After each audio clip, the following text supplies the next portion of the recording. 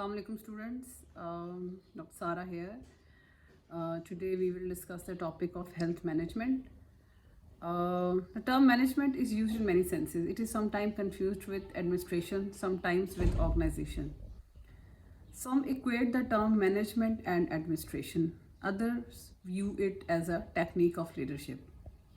The widely prevalent view is that administration broadly means getting things done, and management means the purposeful and effective use of resources, manpower, materials, and finances for fulfilling a predetermined objective. In theory, the management consists of four basic activities: planning, organization, communicating, and monitoring. Planning is determining what is to be done. Organizing means setting up the framework and apparatus and making it possible for groups to do the work. Communicating means motivating people to do work, and monitoring is checking to make sure the work is progressing satisfactorily. Management techniques are familiar in business, industry, defense, and other fields.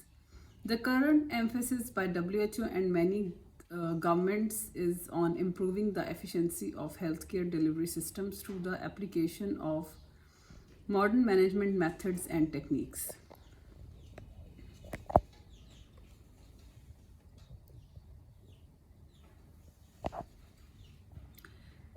Management techniques are many. They are based on principles of behavioral sciences as well as quantitative methods.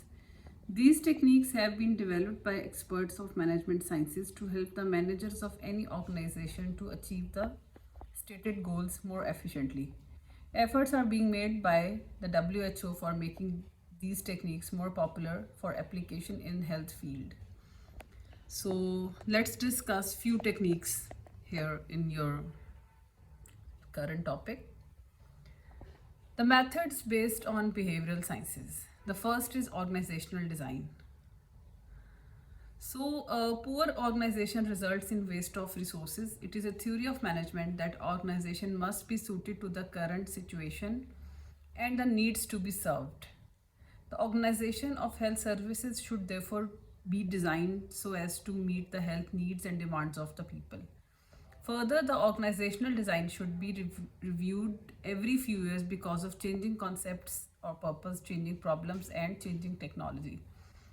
Efficient delivery of health services depends upon the existence of an effective organization.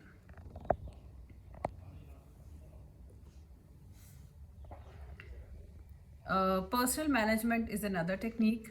This is skillful use of human resources.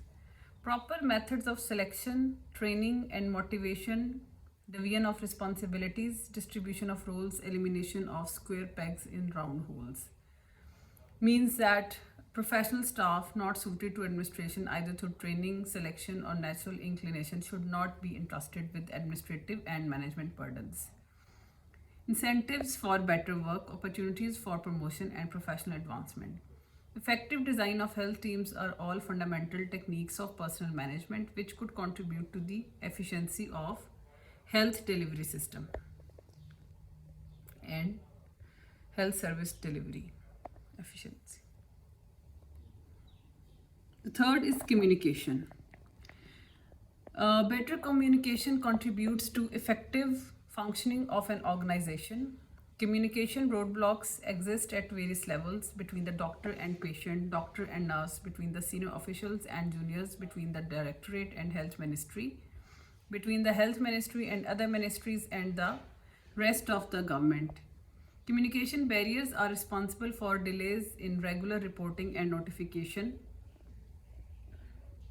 delays in the compilation of statistics, delays in the release of supplies and salaries, delays in the institution of prompt remedial measures. In fact, there are some major weaknesses in health ministries. One of the tasks of health management is to solve the communication problem by establishing a suitable vertical and horizontal communication channels.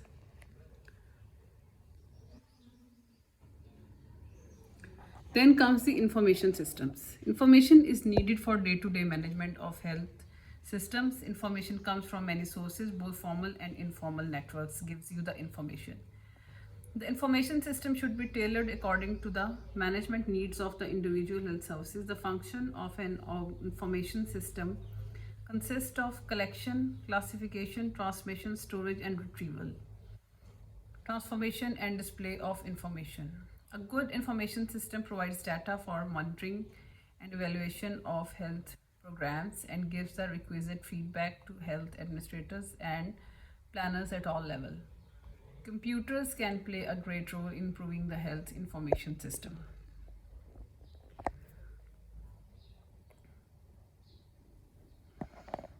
Then this technique, management by objectives. Objectives are set forth for different units and subunits, each of which prepares its own plan of action, usually on short-term basis. This helps in achieving the results more effectively and smoothly.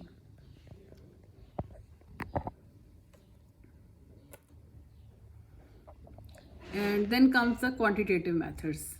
The methods we were discussed are based on the behavioral sciences. Now we will discuss the quantitative methods, which are derived from the field of economics, operation research, and budgeting. Some of techniques have a great role in the management of health services. First of all, we will discuss the cost benefit analysis in health management. This is a management technique that has attracted the widest attention for application in health field. The economic benefits of any program are compared with the cost of that program.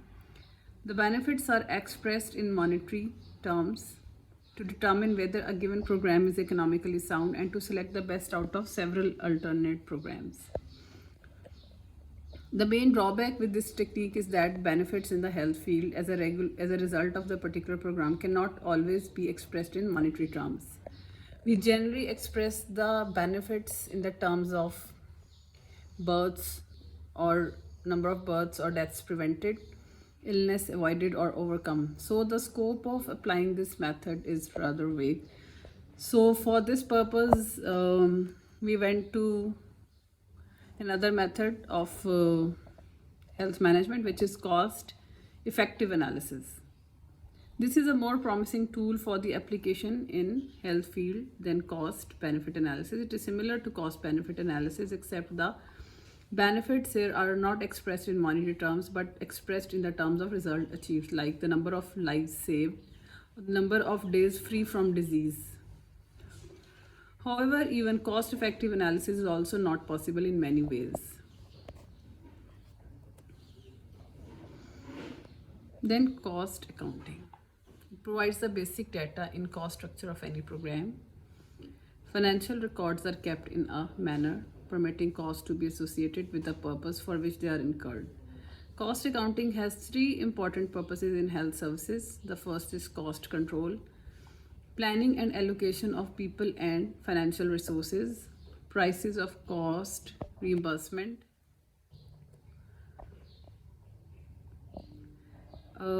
Then comes another method, input and output analysis. Input-output analysis is an economic technique in health field. Input refers to all health services activities which consume resources, for example, manpower, money, material, and time. And output refers to such useful outcomes as cases treated, lives saved, and inoculations performed. An input-output table shows how much of each input is needed to produce a unit amount of each output. It enables calculations to be made of the effect of changing the inputs.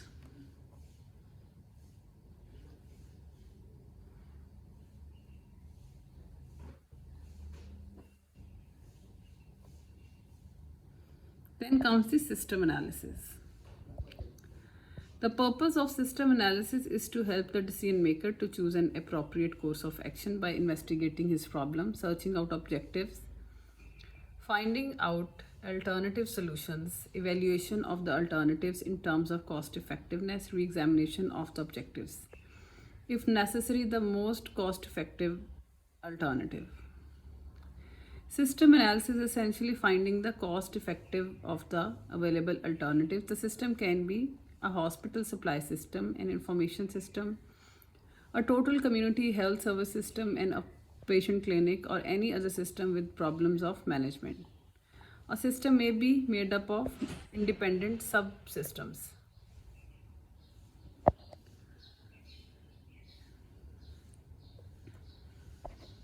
Then comes the network analysis. A network is a graphic plan of all events and activities to be completed in order to reach an end objective. It brings greater discipline in planning. There are two types of network techniques, PERT and CPM. The PERT is PERT, Program Evaluation and Review Technique, and it is a management technique which makes possible more detailed planning and more comprehensive supervision. Like every housewife who plans a meal so that each part of menu is completed at the same time is using the basic technique of PERT. I'll show you the diagram. The essence of PERT is to construct an arrow diagram. The diagram represents a logical sequence in which the events must take place. It is possible with such a diagram to calculate the time by which each activity must be completed and to identify those activities that are critical. The simple technique provides a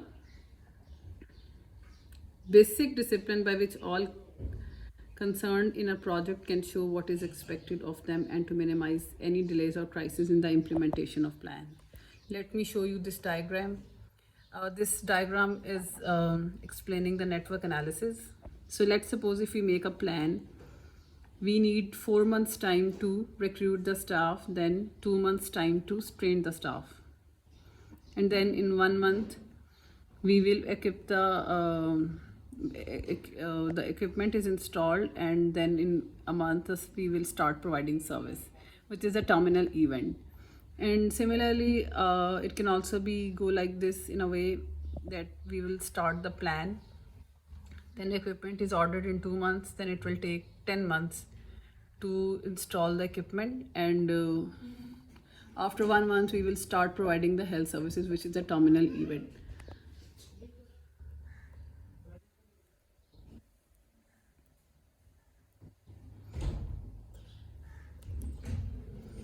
So this is PERT. Now we will discuss the CPM, which is critical path method. The longest path of network is called critical path method. If any activity along the critical path is delayed, the entire project will be delayed.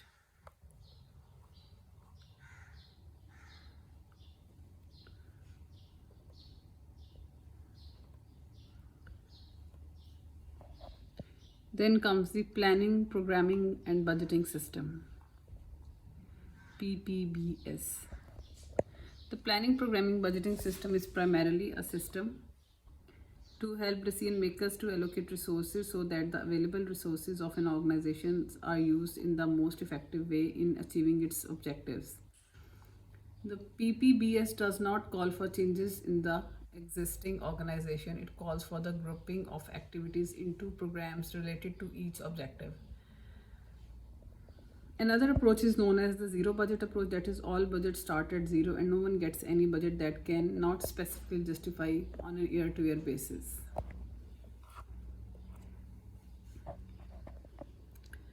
Then comes the work sampling. It is a systematic observation and recording of activities of one or more individuals carried out at predetermined or random intervals. It provides quantitative measurements of various activities. The major parameters that are analyzed are the type of activities performed and the time needed to do specified jobs. Work sampling studies have been done on doctors, nurses, pharmacists, and laboratory technicians. Work sampling permits judgments to the appropriateness of current staff, job description, and training. It helps in standardizing the methods of performing job and determining the manpower needed in any organization. Then comes the decision making. Decision making in management is just like the basic discipline of differential diagnosis in medical practice. It is an idea that decisions should be made at the level where the best decisions can be made. It does not follow that best decision is always made at the top of an organization.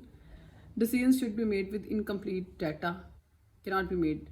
In the health sector, decisions have to be made about the development of resources, optimum workload for medical and paramedical workers, and strategies for providing health care. Thank you.